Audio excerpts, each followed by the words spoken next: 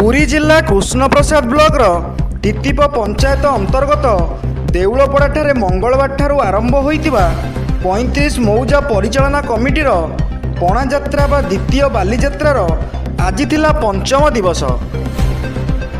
एही दिवस रे यात्रा पड़िया रे विभिन्न सांस्कृतिक कार्यक्रम आयोजन करा जायतिला।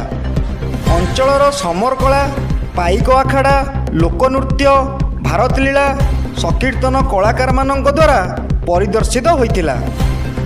विशृंखला संपर्क में जानिबा पई यात्रा पड़ियार विभिन्न स्थान रे सीसी कैमेरा लगा जाइछि।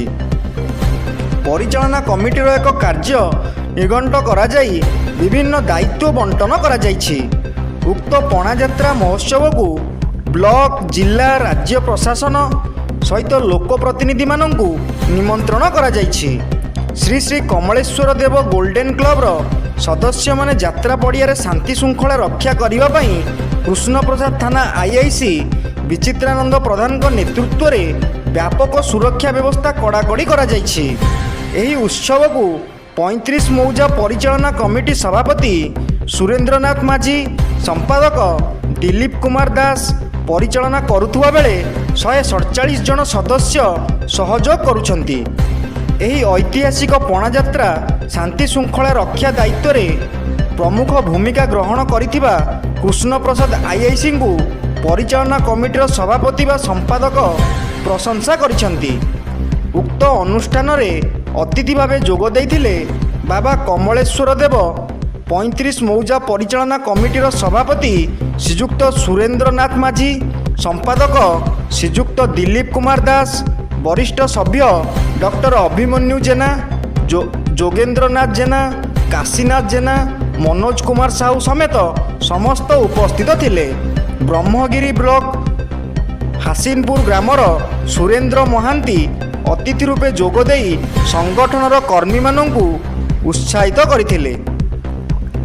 पर्यायक्रमे ब्रह्मगिरी निर्वाचन मंडलीर विधायिका श्रीमती उपासना महापात्र, पूर्वतन विधायक संजय कुमार दास वर्मा, ललितेन्दु विद्याधर महापात्र सह विधायिका प्रतिनिधि उत्तम तरेई, सांसद प्रतिनिधि हरिहर दास समेत बहुत आनंद लाभ करथिले।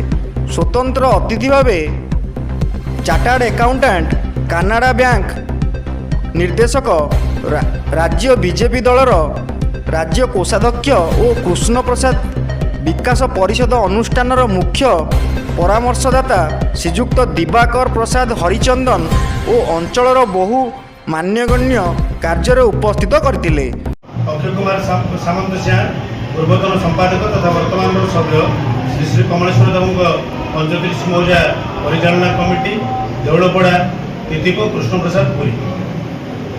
प्रति वर्ष बहु लोक ये आसते बहु लोक व्यवसाय करने विभिन्न जिलूर आसते एमती आम राज्य बाहर भी किसी आसबार आम देखू कौन कर कौन कर निश्चित भाव में आपणकर जो प्रश्न ये जो आमर पणा यात्रा जहाँकि 35 मौजा पणा यात्रा परिचालना कमिटी बाबा अधिष्ठात्री देव श्री श्री बाबा कमलेश्वर देवंकर यहाँ हूँ वार्षिक महोत्सव।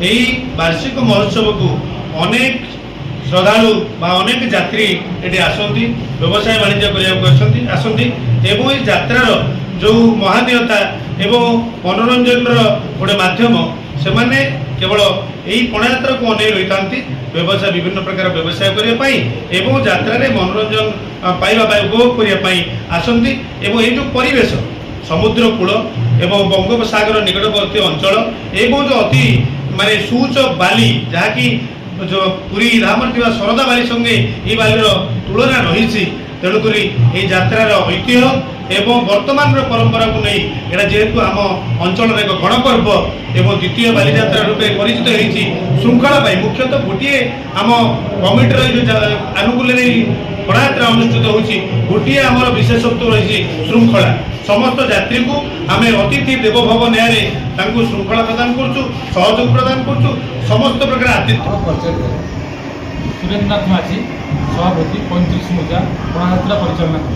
अच्छा ये तो हूँ मानने ओडार द्वितीय बालीଯାत्रा कहुच्छे तार स्वतंत्र विशेषत्व न ଓଡ଼ିଶାରେ ଯେତେ ଦେବମିଳନ ଅଛି ଏଠି କମଳେଶ୍ୱରଙ୍କର ଦେବମିଳନ ସ୍ୱତନ୍ତ୍ର ଭାବରେ ଭିନ୍ନ।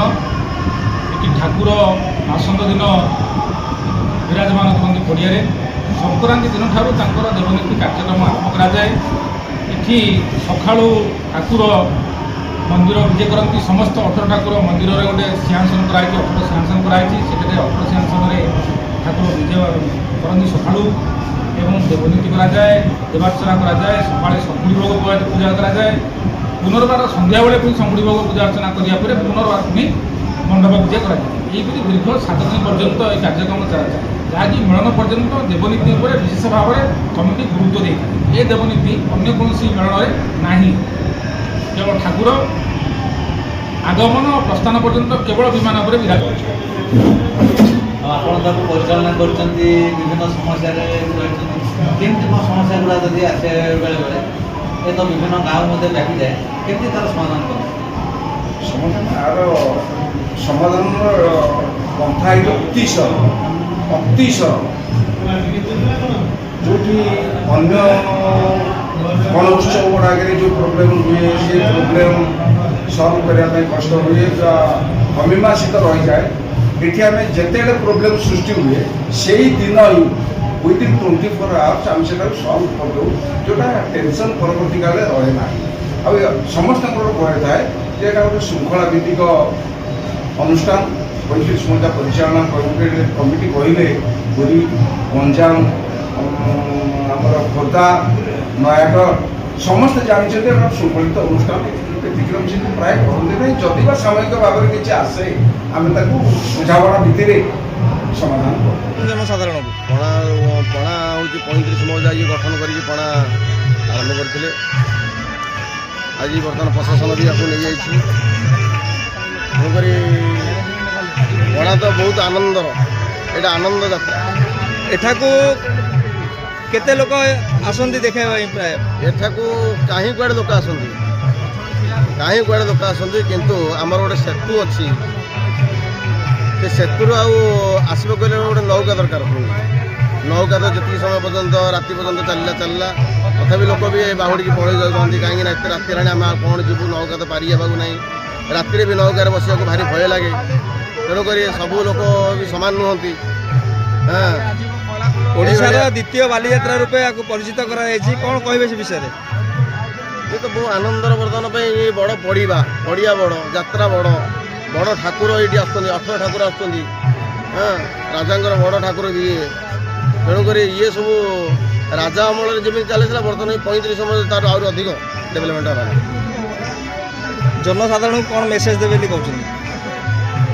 ଏଇଟା ଆହୁରି ବି ବଡ଼ ହେଇ ଆହୁରି ବି ବହୁ ଉତ୍ସବରେ ଉତ୍ସିତ ହେଲେ ଆହୁରି ଭଲ ଲାଗିବ। କିଛି ଅସୁବିଧା ନାହିଁ। ଏଥିରେ ବହୁ ଆନନ୍ଦିତ କଥା। ଏହାର ଐତିହ୍ୟ କିମ୍ବଦନ୍ତୀ କ'ଣ ଅଛି କହିଲେ? ଐତିହ୍ୟ କିମ୍ବଦନ୍ତୀ କମଳେଶ୍ୱରଙ୍କର କହିଲେ ନ ସରେ। କମଳେଶ୍ୱରଙ୍କର କହିଲେ ନ ସରେ। ସେ ଦୃଶ୍ୟ ସେ କଥା କହିଲେ ନ ସରେ। ଜୟ ବାବା କମଳେଶ୍ୱରଙ୍କର ଜୟ। ହେ ବାବା, ସେଇ ମଣିମା ଯୋଗୁଁ ଆଜି ଏଡ଼ ବଡ଼ ପଡ଼ିଆ, ଏତେ ଲୋକ, ଏତେ ଅନୁଷ୍ଠାନରେ ଏ କାମ ହୋଇପାରୁଛି। ଭାରି ଆନନ୍ଦର କଥା। କାଶୀନାଥ ଜେନା 35 ପରିଚାଳନା କମିଟିର ଏକ ସଦସ୍ୟ। ଘର ମୋର ହେଉଛି ତିତିବ। ଏ 35 ମୌଜାର ପରିଚାଳନା କମିଟିରେ ସ୍ୱତନ୍ତ୍ର 150ରୁ ଅଧିକ ସଦସ୍ୟ ଅଛନ୍ତି। ବିଭିନ୍ନ ଗାଁରୁ ଲୋକମାନେ, ଭଦ୍ରଲୋକମାନେ ଏବଂ କର୍ମୀମାନେ, ଆଗ୍ରହୀ ଲୋକମାନେ ଏ କମିଟିରେ ସଦସ୍ୟ ଅଛନ୍ତି। ଏ ଅଞ୍ଚଳର ମଙ୍ଗଳ ପାଇଁ ଆମର ଗଣଦୈବତ, ଆମର ଗଣ ଦେବତା କମଳେଶ୍ୱର ରାଜା ରାଜେନ୍ଦ୍ର କମଳେଶ୍ୱରଙ୍କର ଏହି ହେଉଛି ମିଳନ ପର୍ବ। ଏହି ମିଳନ ପର୍ବକୁ ଚରିତାର୍ଥ କରିବା ପାଇଁ ଆମର 35 ମୌଜାର ବିଭିନ୍ନ ଗ୍ରାମରୁ 18 ଠାକୁର ଏଠାକୁ ଆସନ୍ତି। ଏଠିକି ଆସନ୍ତି ସର୍ବେଶ୍ୱର ଆସନ୍ତି, ବାଲୁଙ୍କେଶ୍ୱର ମହାଦେବ ଆସନ୍ତି, ଗୁପ୍ତେଶ୍ୱର ଆସନ୍ତି, ଝାଡ଼େଶ୍ୱର ଆସନ୍ତି, ବଟେଶ୍ୱର ଆସନ୍ତି, ପଣ୍ଡେଶ୍ୱର ଆସନ୍ତି, ଉମାକାନ୍ତ ଦେବ ଆସନ୍ତି, ଜଗତେଶ୍ୱର ଆସନ୍ତି, ରଘୁନାଥ ଦେବ ଆସନ୍ତି, ରାମଚନ୍ଦ୍ର ଦେବ ଆସନ୍ତି, ମଦନ ମୋହନ ଆସନ୍ତି। ଏଠି ମଧ୍ୟ ରାଧାମାଧବ ଆସନ୍ତି, ଅମରେଶ୍ୱର ମଧ୍ୟ ଆସନ୍ତି, ଏଠି ଲୋକନାଥ ଆସନ୍ତି, ବାଲୁଙ୍କେଶ୍ୱର ଆସନ୍ତି। ଏଠି ପ୍ରତିମାନେ ଆମ ଅଞ୍ଚଳର ସମସ୍ତ ପ୍ରତିଭୁ ପ୍ରତ୍ୟେକ ଗାଁରୁ ନିଜର ସାଜସଜା ସହିତ, ନିଜର ଭକ୍ତମାନଙ୍କ ସହିତ, ନିଜର ସେବାୟତମାନଙ୍କ ସହିତ ସ୍ୱତନ୍ତ୍ର ପାଟପଟୁଆରରେ, ସ୍ୱତନ୍ତ୍ର ରାଜରାଧେ ବେଶରେ ଏଠି ପଦାର୍ପଣ କରନ୍ତି। ଯେହେତୁ ଏ ପାରିକୁଦ ଅଞ୍ଚଳର ଇଏ ହେଉଛି ଏକ ସ୍ୱତନ୍ତ୍ର ଗଣପର୍ବ।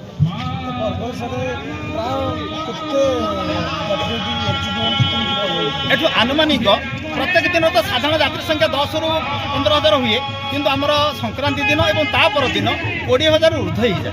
ତେଣୁକରି ଆମ 10ଟି ଜିଲ୍ଲାରୁ ଯେଉଁ ଏଠି ଲୋକମାନେ ଆସନ୍ତି, ଏଠି ସ୍ୱତନ୍ତ୍ରତା ଲୋକମାନେ ଭିତରେ ଗୋଟେ ପରିପ୍ରକାଶ ହୁଏ, ଗୋଟେ ସ୍ୱତନ୍ତ୍ର ଭାବ ପରିପ୍ରକାଶ ହୁଏ। ଏଠାରେ ନାହିଁ ହିଂସା, ନାହିଁ କଳି, ନାହିଁ ଗଣ୍ଡଗୋଳ ଏଠି ହୁଏନି। ଆପଣ ଜାଣିଥିବେ ଜାଣିପାରିଥିବେ ଆମ ଅଞ୍ଚଳର ମଙ୍ଗଳ ପାଇଁ ଆମର ଗୋଟେ ଅସ୍ଥାୟୀ ହାଜତ, ଆମ 35 ମୌଜା କମିଟି ତରଫରୁ ଗୋଟେ ଅସ୍ଥାୟୀ ହାଜତ କରାଯାଇଛି।